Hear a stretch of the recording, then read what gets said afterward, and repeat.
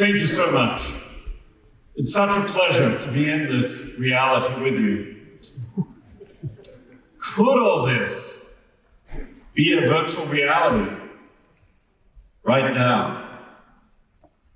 I don't know about you, but from my perspective, it's feeling kind of plausible.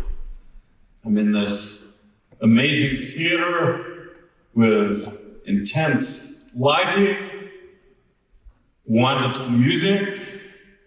Kind of feels like maybe the simulators are putting on a show for me. I mean, I'm giving a lecture to a huge crowd of people. To be honest, I don't feel totally prepared. That often happens to me in my dreams. Preston just talked of this being in this theater. It might be a dream come true. A dream come true, or just a dream? And from your perspective, might this be a virtual reality? I mean, the theater is amazing. It's a bit of a giveaway that you've just come to hear a talk by some guy lecturing on whether we're in a virtual reality. Those simulators must have a sense of humor. Just the other day, on Monday, Apple announced their first ever virtual reality product. And it was pretty impressive. It was pretty high quality, at least from the demos. Would you put it past the ability of Apple to produce a virtual reality like this, as of being in a theater, watching a guy on stage with some people next to you? All non-player characters, I'm afraid, except for you.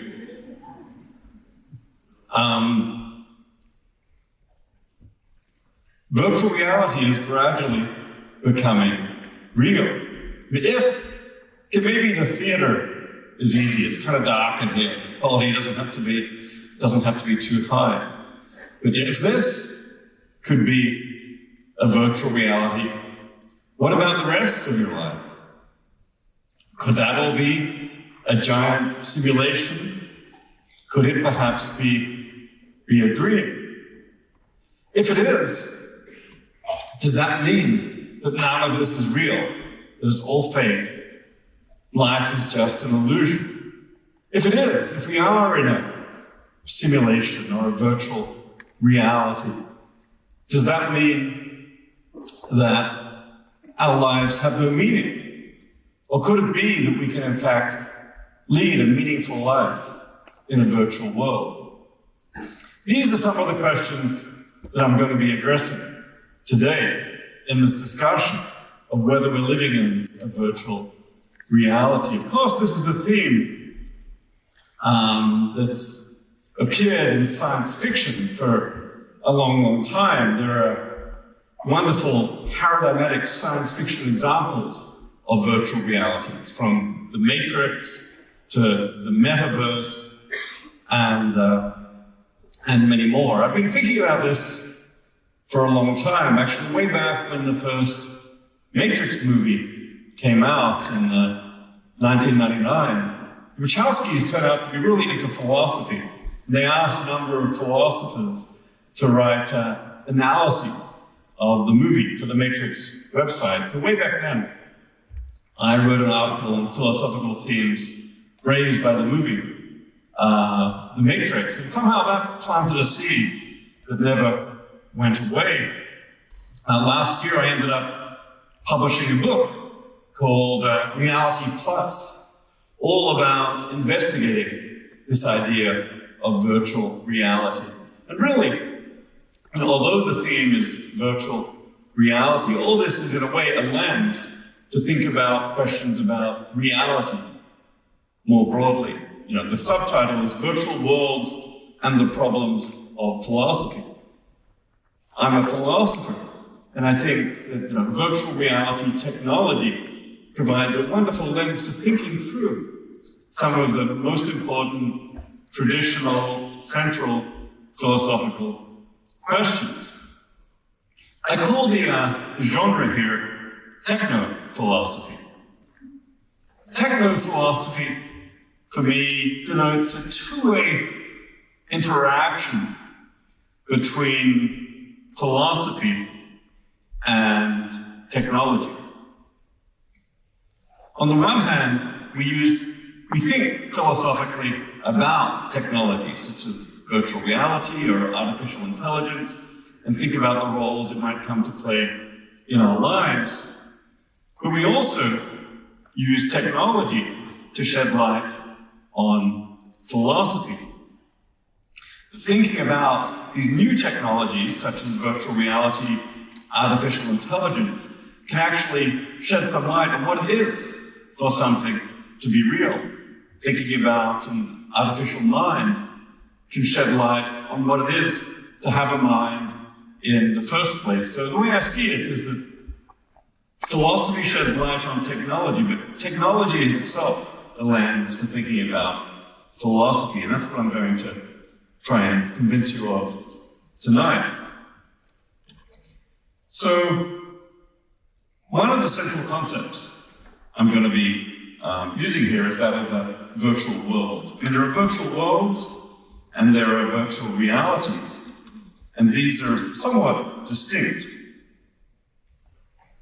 A virtual world is an interactive, computer-generated world. So a paradigm example of a virtual world might be the kind of worlds that we hang out in video games very commonly today. Here's a virtual world, the world of World of Warcraft, a massive multiplayer video game. Not yet a full-scale virtual reality because it's not yet experienced immersively. It's typically played on a two-dimensional screen, but it is importantly computer-generated. The world you're interacting with is largely generated by a computer, and it is importantly interactive. What you do makes a difference. The world affects you, you affect the world. So a virtual world is an interactive, computer-generated world. Some of those worlds are video game worlds.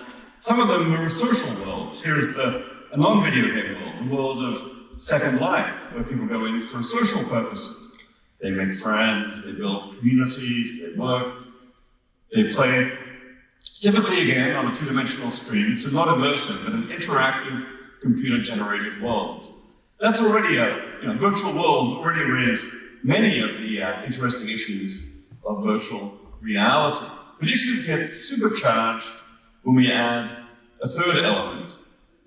A virtual reality is an immersive, interactive, computer-generated world. And the key factor here is immersiveness. Immersiveness means that you experience the world, in 3 dimensions all around you. You're immersed in the world with you at the center. Typically, these days, virtual realities are experienced using a virtual reality headset, such as perhaps the best known today is the MetaQuest 2, which one puts on this headset and you experience a virtual world all around you. Maybe you've got some controllers, you can interact with the world. You enter into this virtual world, playing a game like, here's the game of Beat Saber, where you're splashing some virtual cubes, using a virtual lightsaber to music, and so on, and it's all completely immersive. Just recently, we've had some new virtual reality products announced. This is the MetaQuest 3 announced just last week, and perhaps attracting the most attention on Monday. Apple announced their first virtual reality headset, the Vision Pro. Interestingly, they didn't use the word virtual reality at any point in their announcement. They also didn't use the word Metaverse, which is a company associated with a different company. But Their headset appears to be a device which is capable of very high quality of virtual reality and especially augmented reality.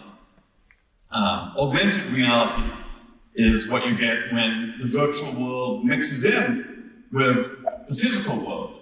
Here's a slide here's an image from Apple's demo. There you're seeing some elements of the physical world.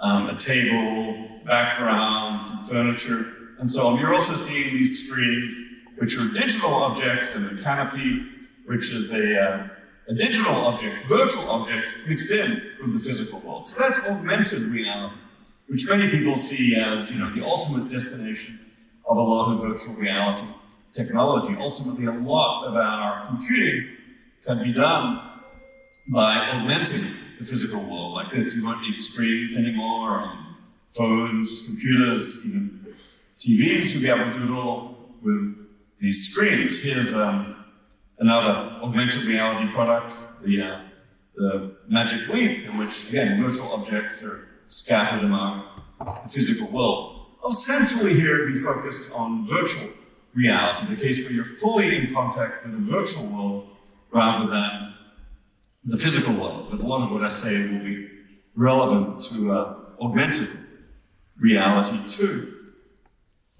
When it comes to virtual reality, my central thesis, and the central thesis of the book I wrote on this, Reality Plus, is virtual reality is genuine reality. I hope that sounds counterintuitive to some of you. I mean, there's a long tradition of thinking of virtual reality as basically being a fake reality, or a fictional reality, or an illusion, or a hallucination. I want to argue that those views are, there may be elements of truth in them here and there, but at some level, they're fundamentally wrong. Virtual reality is a genuine reality. It's different from physical reality, but it's no less real for that. Virtual reality is just another way of being real. Virtual objects really exist. Virtual events really happen. Virtual reality needn't be a second-class reality at all. And this comes down to a number of more specific theses. First, the idea we've been discussing already. We might be in a virtual reality already. I'm not going to try and convince you that we are actually in a virtual reality. I don't think that's something that anyone can know for sure, but I do think it's a serious hypothesis that we are in a virtual reality. We could be. We have no evidence that rules that out. If we are in a virtual reality, questions arise: what is the status of that virtual reality? Is it real? Or is it just an illusion? I want to argue that virtual reality is not, or at least need not be, an illusion or a fiction. Virtual objects are real. Virtual events really happen. They may be digital, but they're no less real for that. Finally, there's the question of meaning and value. Could you, as I asked before, lead a meaningful life in a virtual world? I want to argue that yes, one can in principle lead a life in virtual reality just as meaningful as a life in the physical world. I don't want to say virtual reality is necessarily superior, but I think it could be a reasonable choice to spend one's life largely in virtual reality. So those are the three theses I'll try and make some case for today. Of necessity, fairly briefly, but I think all of these are philosophically important issues, and many of them may turn out to be quite practically important issues as virtual reality becomes more and more a central part of our lives. I'm going to do this partly by adopting these two iconic virtual worlds from science fiction as my guide. Some of the issues I'll address in the first half of this presentation can be seen as tied to the Matrix. The matrix stands for the idea that all this might be a virtual reality, that our own ordinary reality might itself turn out to be a physical reality. Could we be in the matrix right now? That's an idea from science fiction, and it's a way out and speculative idea. It's nonetheless, I think, a philosophically important one. The metaverse stands for something a bit more down to earth. The metaverse, in Neil Stephenson's novel Snow Crash, is a virtual world that people construct and live in and spend some of their lives. So for me, the metaverse stands for the virtual worlds and virtual realities that we're already beginning to create, and that we may increasingly spend time in over the decades to come. And many of the questions I'm raising, is virtual reality real? Is it meaningful? Apply both to the matrix-style hypothesis. All this is a simulation, and to the more practical metaverse hypothesis. The metaverse scenario concerning the virtual worlds that we make. So I'm going to start by talking about the simulation style issues. Could we be in the matrix? And then in the second part, go on to talk somewhat more practically about the status of the virtual worlds we create. And I think actually the discussion of the way out hypothesis, the matrix, the simulation hypothesis, can actually help to inform how we should think about more practical questions about the virtual realities that we build.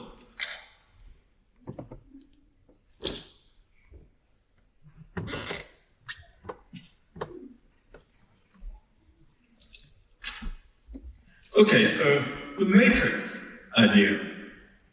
This has become strongly associated with what's often known as the simulation hypothesis. Actually, when I wrote my article on this way back in the early 2000s, I called this the matrix hypothesis, the idea that we might have been living in a lifelong computer simulation. These days, it's most often called the simulation hypothesis, so I'll adopt that terminology.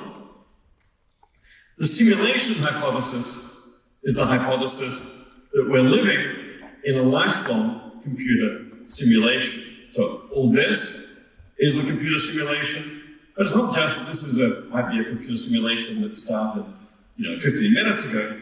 Rather, your whole life has been inside a computer simulation.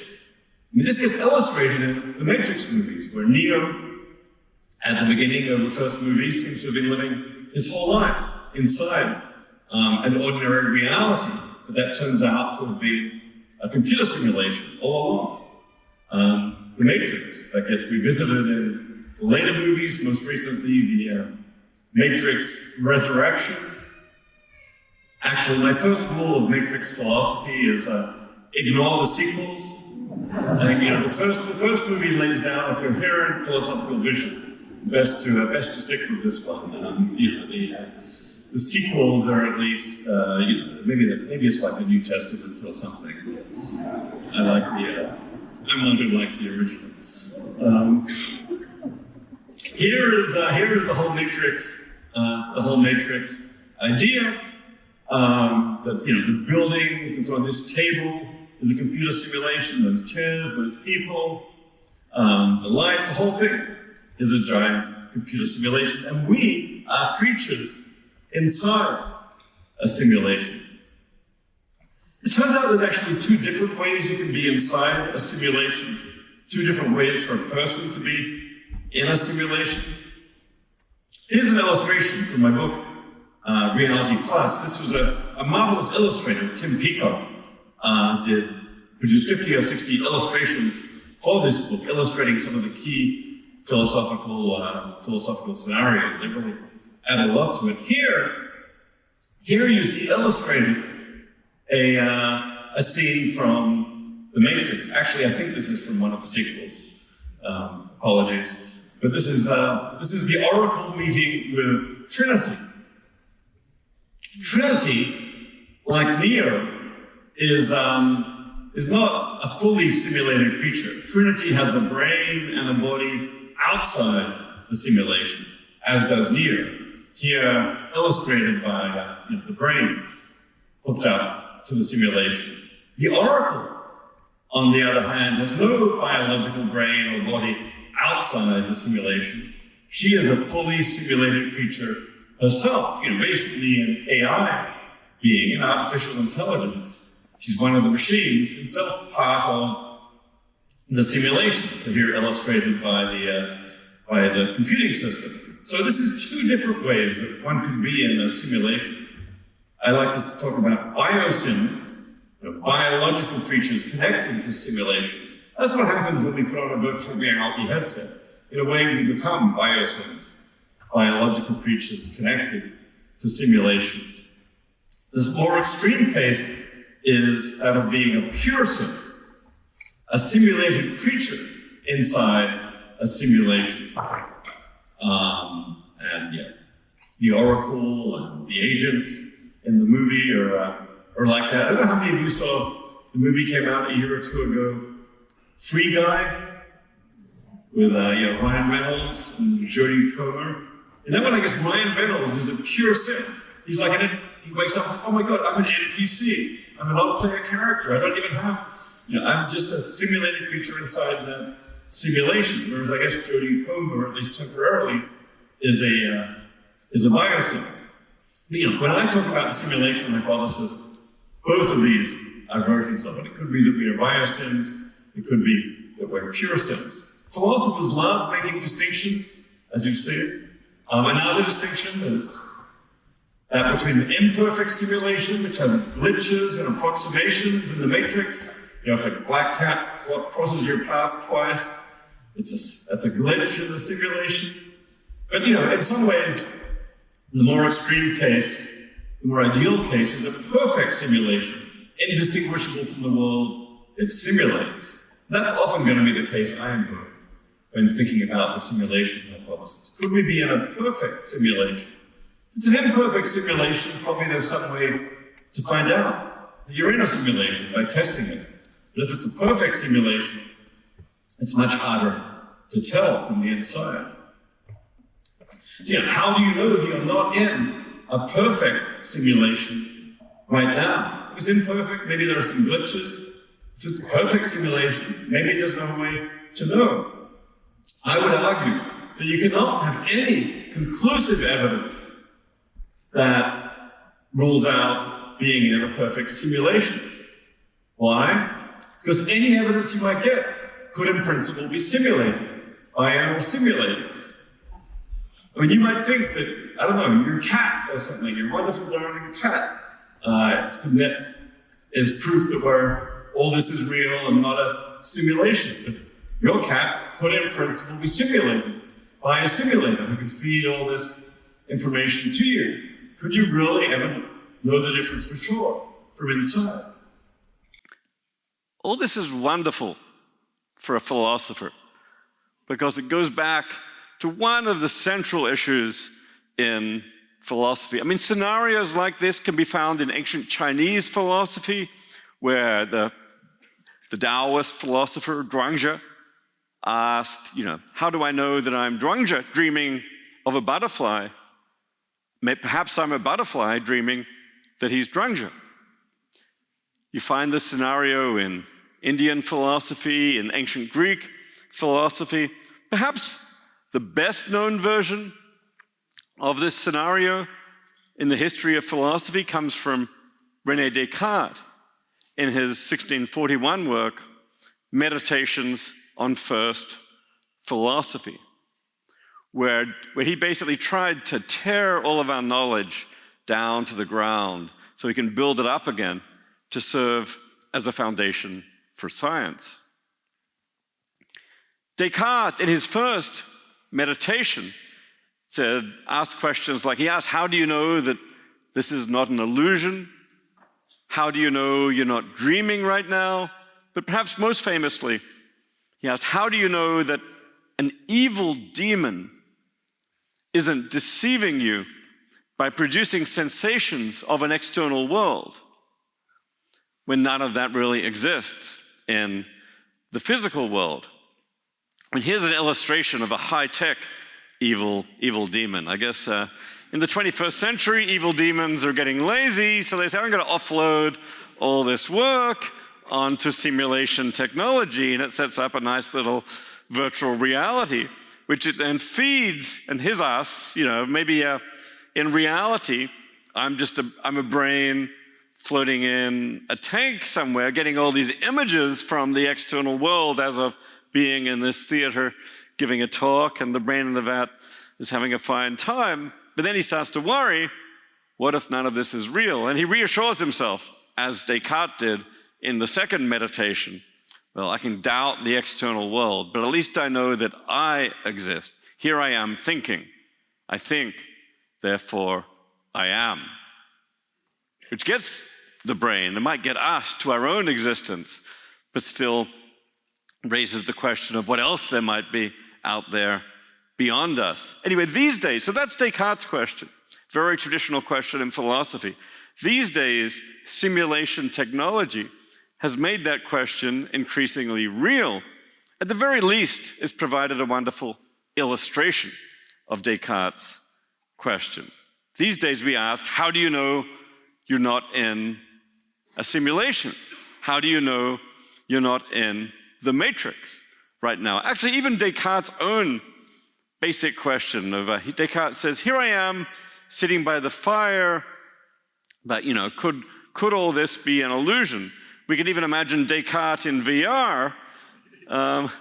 There he is having the experience of reading the piece of paper by the fire with his dog at his feet, but actually he's in a virtual reality. So at the very least, VR provides a way to illustrate these classical ideas of Descartes. But in some ways, the simulation hypothesis, I'd argue, improves on the evil demon. Because as VR technology develops, it's actually becoming a serious possibility that these simulations exist. I mean, it's true we don't yet have simulation technology, simulations that are indistinguishable from physical reality, but we'll probably have them before long. In 2 or 3 decades, I won't be at all surprised if we have virtual reality, which is, in most respects, indistinguishable from physical reality. So what's happened is that a possibility that had been a way out science fiction possibility is actually becoming a serious technological possibility. Once we actually have VR technology that produces simulations indistinguishable from physical reality, the question will then immediately become very pressing. How do we know this is not happening to us right now? I mean, deepfake technology is already getting quite, confusing and potentially misleading. How do you know a photo or a video is real? You just wait till we have deepfake virtual realities. How do you, where maybe sometimes, people will take over your headset and feed a whole new virtual reality to you. How will you know that that's real?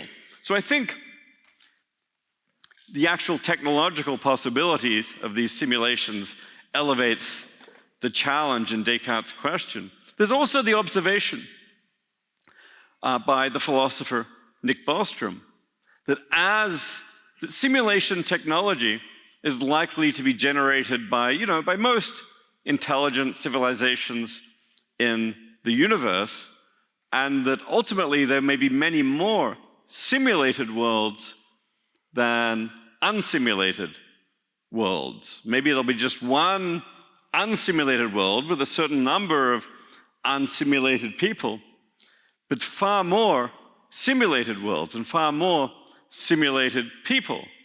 Here we have Nick Bostrom talking to Bertrand Russell. Russell says, come on, ordinary reality is the simplest hypothesis. We should accept that.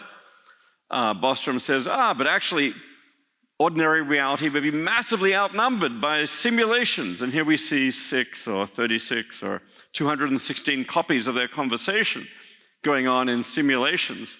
And you say, what are the odds that I'm the one lucky one, unsimulated in base reality? It may actually be far more lucky, far more likely that we're in a simulation. I take the upshot of all this to make a case for at least the first element, the first thesis of the 3 theses I outlined. we can't know we're not in a simulation. I don't think I've proved that we are in a simulation. There is an interesting argument that it's probable. In the book I argue there are various loopholes in that argument, but I do think at the very least this elevates the hypothesis to being one we should take seriously. And that has consequences. A lot of people think that if we can't know we're not in a simulation, then we can't know anything at all. They can't use this kind of reasoning to cast doubt on our knowledge of reality. Here's an example of a Cartesian argument in this spirit. First premise, we can't know we're not in a simulation. That's what I just tried to help establish. Second, many people think, if we're in a simulation, nothing is real. None of this is real. If it's simulated, it doesn't really exist. It's not really happening. None of it is real. Conclusion, we can't know anything is real. Because if we can't know we're not in a simulation where nothing is real, it just seems to follow. We can't know anything is real. That's philosophical skepticism. We can't know anything about the world beyond us. That's a radical conclusion. I actually want to resist that reasoning for philosophical skepticism by rejecting the second premise. I've accepted the first premise, but I reject the second premise, the premise that says if we're in a simulation, nothing is real. I think even if we're in a simulation, it may well be that everything is still real. So that's the second thesis. Here the question is, are simulations illusions? The common view is yes, simulations are illusions. Virtual reality is illusory reality. Here's the American philosopher Cornel West, who actually appears in the Matrix movies as Counselor West of Zion and has a commentary track on the movies where he says, it's illusions all the way down. And you see, Cornel West emerging from the Matrix into Zion. He escaped one virtual world, escapes that one. Here he is in the apparently ordinary world of the USA. But he keeps saying there's hints there may be more simulations to come. At every level, he says, it's an illusion. That's what I want to resist. In my view, simulations need not be illusions. And to take the extreme case of the perfect simulation, in my view, if we're in a perfect simulation right now, the world around us is perfectly real. I mean, it's a digital world, to be sure, but being digital doesn't make it less real. So this is all, this of course raises the question, what is it to be real? A question that actually gets discussed in the first Matrix movie. Here are Neo and Morpheus inside a virtual world, the virtual world of what they call the construct. Neo says this isn't real. Morpheus, who's really the philosopher in the movies, says, what is real? How do you define real? Okay, so he's a natural philosopher right there. He goes on to say if real is how things seem and feel, then reality is just some circuits in your brain. But to raise the question more generally, what is it for something to be real? There's actually lots of strands in our concept of reality. Real doesn't have just one meaning, but to break out some of the most important strands, I'd say first, something is real if it makes a difference in the world, if it has causal powers, as philosophers put it, if it can push things around. Second, something is real if it's not all in the mind. If something is just in your mind, the way that a dream is, then to that extent, it's at least somewhat real, somewhat less real on this dimension. Third, maybe most importantly, something is real if it isn't an illusion. Something is an illusion if it's not the way that it seems. Something is not an illusion if it is the way that it seems. So I want to argue, in Reality Plus, I argue at length that if we're in a simulation, the objects around us are real. They're digital objects, to be sure. For example, if we're in a simulation, this table is a digital object, just as illustrated back in the construct. We see the chair. the chairs being basically digital objects. They're digital, but being digital is not a way of being unreal. These digital, even if we're in a simulation, these digital objects, they make a difference. This table is still, this virtual table is still holding up the virtual phone and the virtual bottle. It's still playing a role in the virtual world. It's not all in the mind. I could leave and come back, and the table will still be here. And I would argue the table is not an illusion. I have the sense that there's an object in front of me of a certain shape and size, and I would say there really is an object in front of me of a certain shape and size. I mean, it's a digital object if we're in a simulation. It's made of bits.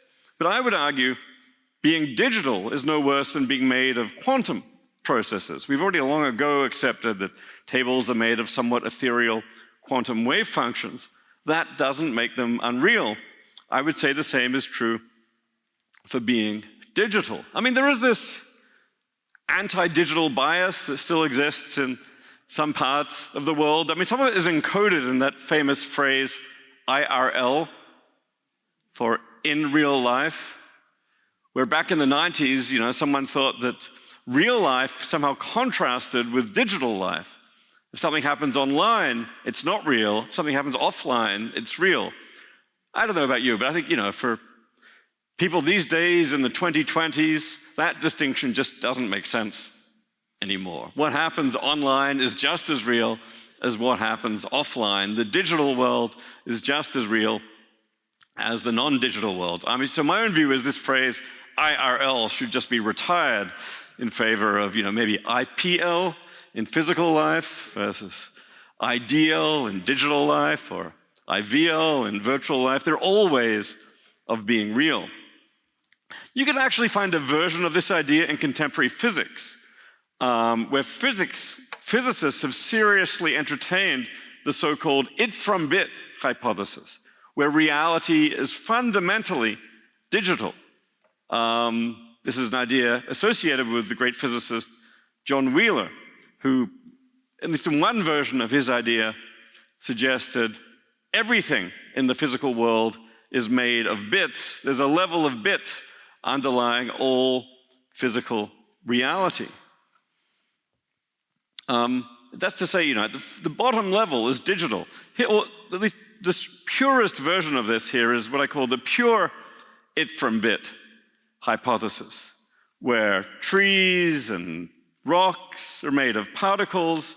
The particles are made of bits. Here we've got an interplay of bits in like a digital physics, like those that some people have developed, at least in toy examples.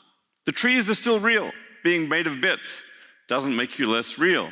There's also versions of this, a version of this we can call the it-from-bit-from-it hypothesis. If you don't want the bits to be the bottom level, if you want them to be made of something else in turn, maybe the bits, this table is made of bits which are running on a computer in the next world up.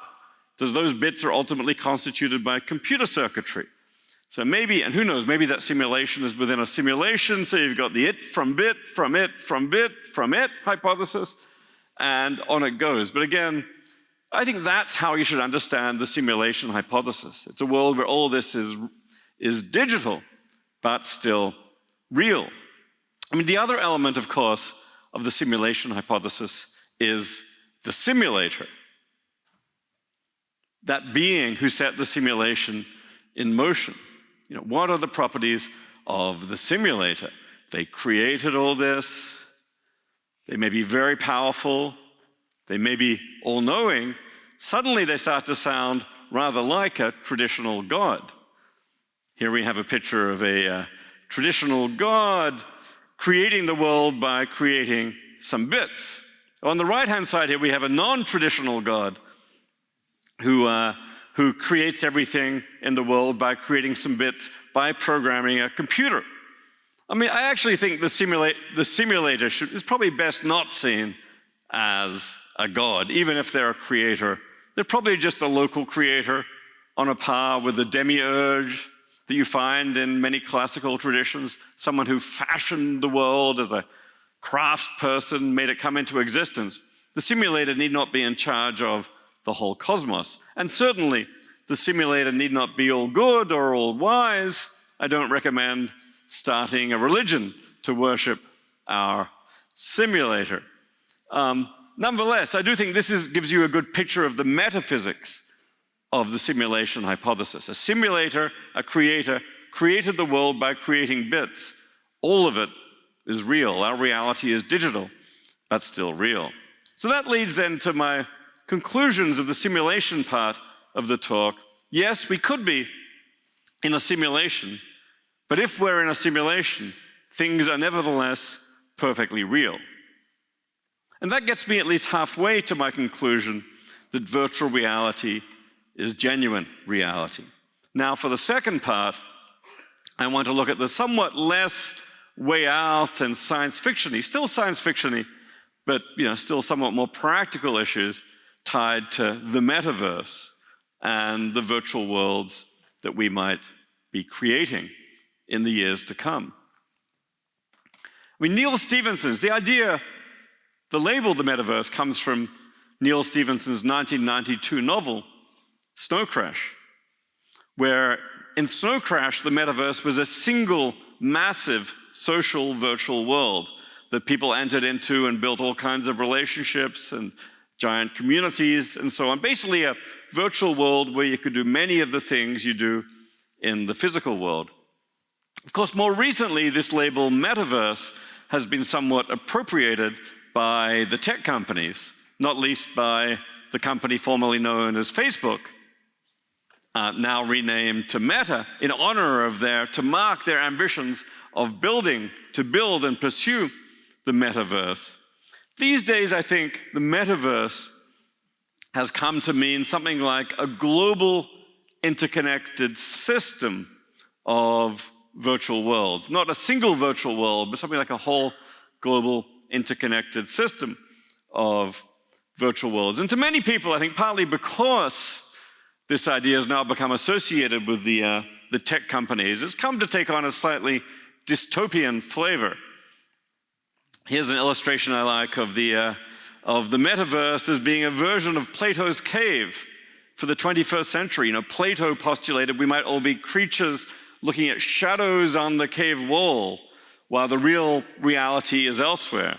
The modern version of this is maybe we're just going to be hooked up to a virtual reality when real reality is elsewhere. Yes, that's Mark Zuckerberg on the controls. So this is the dystopian version of the metaverse. I'll come back to dystopia versus utopia at the end, but here I just want to articulate a slightly more positive vision of the metaverse. I mean, the metaverse is unlike the Matrix in some ways. You don't spend your whole life there. You're in the metaverse when you're using it typically, and for now at least, the worlds are much simpler. But many of the same questions arise. In particular, is the metaverse a world of illusions? Again, there's a long tradition of saying yes. William Gibson, who wrote one of the great VR works in science fiction, Neuromancer, when he defined cyberspace, by which he meant virtual reality back then, he said, cyberspace is a consensual hallucination experienced daily by billions of operators. That is, it built in for him the idea that it's a hallucination. More recently, I don't know who's seen the movie Ready Player One, based on the novel. At least in the movie version, towards the end, you hear one character say, reality is the only thing that's real, which carries the clear implication in context that physical reality is not real. I want to argue those views, although widely held, are in fact wrong. The standard view, virtual objects are unreal, they're illusions, they're hallucinations, they're fictions. I want to say, as before, virtual objects are real. They're non-illusory digital objects.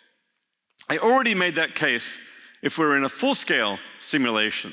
The objects we're interacting with are real digital objects running on a computer.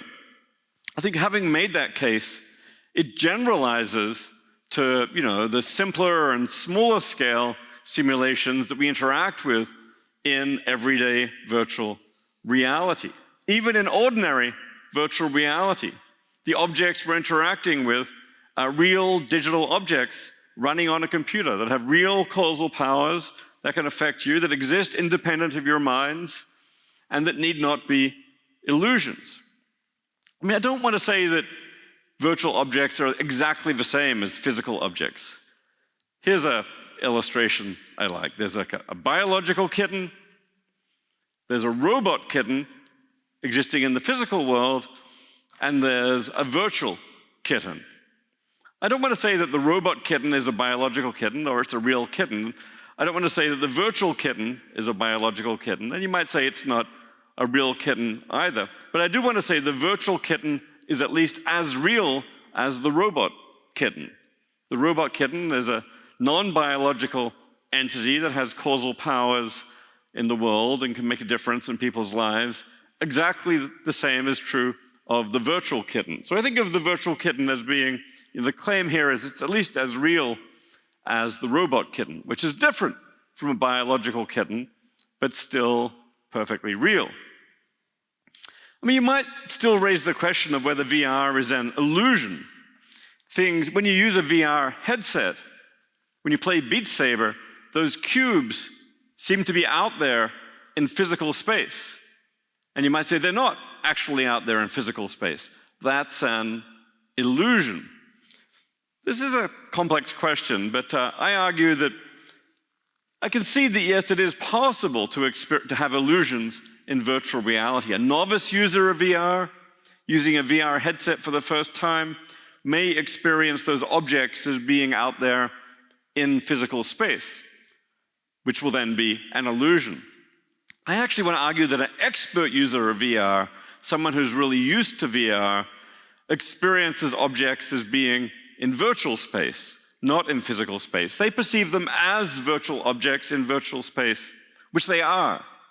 That need not be an illusion. So I want to argue that expert users of VR can have non-illusory perception of virtual worlds. An analogy I like is the analogy between like an expert user of a mirror. Someone who uses a mirror for the first time may have the experience there's something over there through the glass.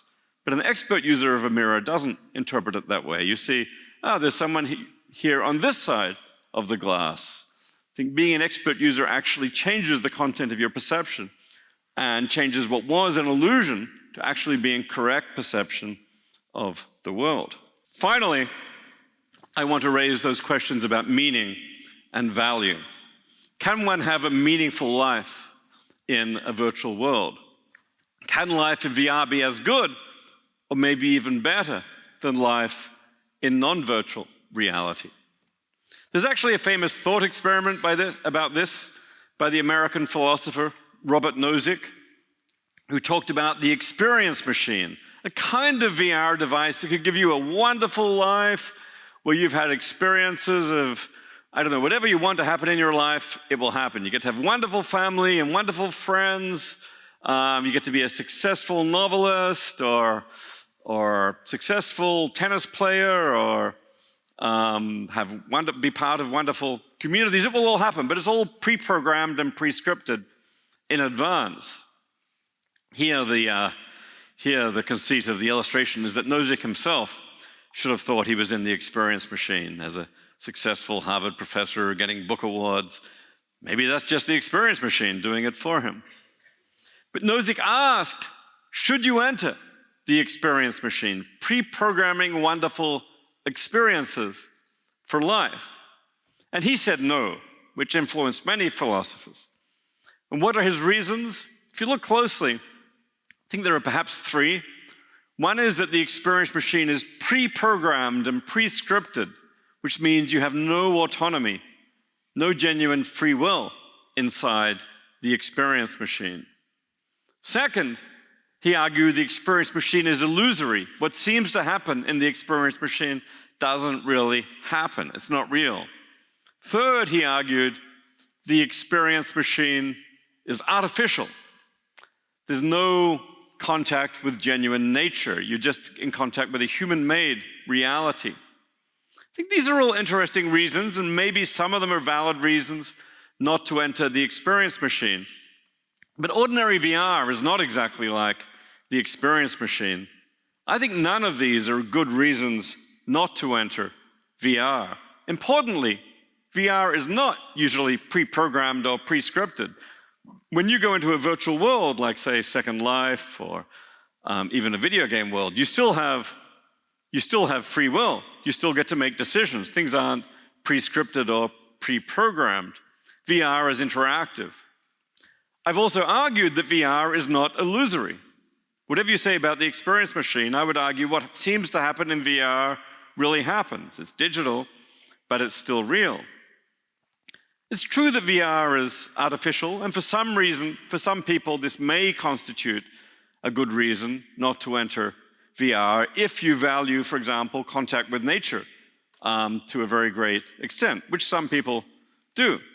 But on the other hand, it's quite clear that that's not a universal value. At least not everybody values nature to the point that this becomes a constraint on what's meaningful in their lives. A city like Copenhagen, certainly a city like New York, where I live, is largely artificial. Contact with nature is at least rather limited, but it still appears one can live a perfectly meaningful life in a city. So I would argue that most of the factors required for a meaningful life can be present in VR. In my view, why do our lives have meaning? Well, because of the experiences we have, especially because of the relationships we have with other people, the communities we're part of, because of our projects, our goals, our dreams, and our achieving those projects and fulfilling some of them, and at least challenging ourselves to do better. I think all of these values can, in principle, be present in VR. I mean, we are conscious beings, and we bring our consciousness to VR. Our consciousness can invest a physical world with meaning. It can also invest a virtual world with meaning. Now, VR may be missing some sources of value for some people. Like I said, nature is a very important value for many people. That is missing in VR.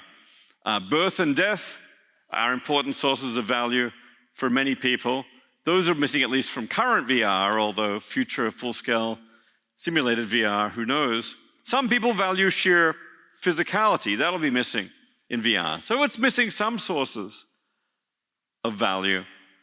But VR also has new sources of value.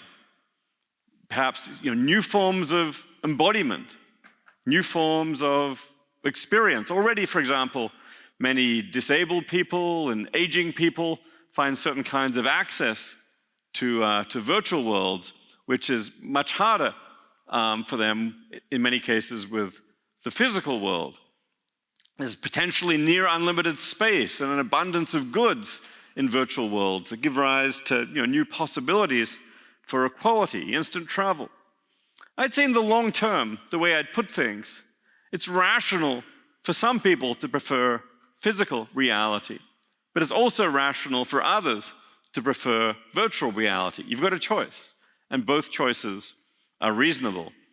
Here, this is illustrated by, the choice between entering either a virtual reality on the one hand, with amazing new possibilities, or a terraform reality on the other hand. Maybe, I don't know, Elon Musk has terraformed Mars, and there's going to be a whole new environment there, artificial, constructed, and so on. But in the physical world, one's in the virtual world, one's in the physical world.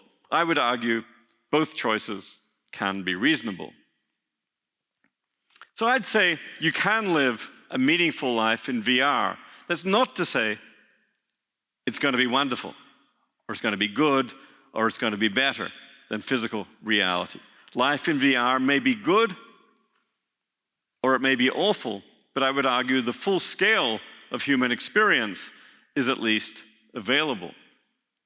Finally, I want to return to that question: is the prospect of life in VR utopian or dystopian? I mean, it's easy to see elements of both. On the utopian side, there are the new bodies and the new forms of experience that I mentioned, near unlimited space, virtual abundance, possibly new forms of governance and new forms of community.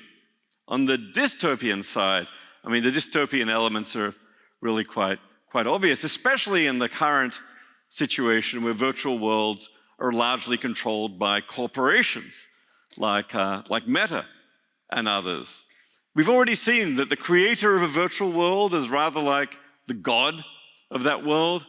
When a corporation creates the virtual worlds, then in a way we've got, at the very least, government by corporation, corporatocracy, as some people put it, maybe even corporate gods. These corporations threaten to be omniscient and all-knowing about the virtual worlds, giving rise to huge issues of privacy. They're potentially all-powerful or omnipotent with respect to the virtual world, giving rise to issues of manipulation. If you thought privacy and manipulation were big issues for social media, wait till the entire world in which one is inhabiting is under the surveillance and the control of, say, a corporation. So I think there need to be alternative models. There's also going to be issues with unequal access. It's inevitable there'll be unequal access to virtual worlds. It's also going to be very, very important that we don't neglect the physical world, even if we're enthusiastic about virtual reality, because there's only one physical world. We need to take care of it. So if I had to guess, I'd say the metaverse, the virtual worlds of the future, will be something like the internet. I mean, has the internet been a good thing or a bad thing? Well, the answer is obviously both. I think potentially the metaverse, virtual reality that we construct, will bring wonderful things. It will also bring awful things, inevitably. But I think we can at least hope that the net value will be positive. So to conclude, I'll just repeat, virtual reality is genuine reality. The rest is up to us. Thank you.